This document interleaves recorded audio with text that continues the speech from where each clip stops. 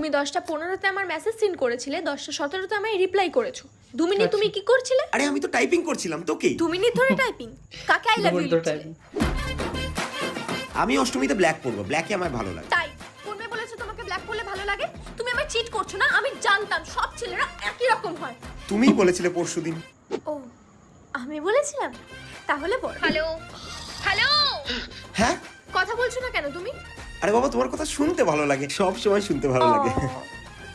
1 minute, আর কারোর কথা শুনতে ইচ্ছা হয় না? না না, only you। তুমি আমার স্টোরি দেখলে কিন্তু রিয়্যাক্ট করলে না, তার মানে ভালো লাগেনি। তুমি আমাকে ইগনোর করছো, আমার উপর কোনো ইন্টারেস্ট নেই। তুমি আমার সাথে ব্রেকআপ করতে চাও? আমি তোমার জন্যই তো জামা কিনছিলাম পুজোর। Oh so sweet, I love you. I love তো you তাড়াতাড়ি মুড চেঞ্জ হয়ে যায়।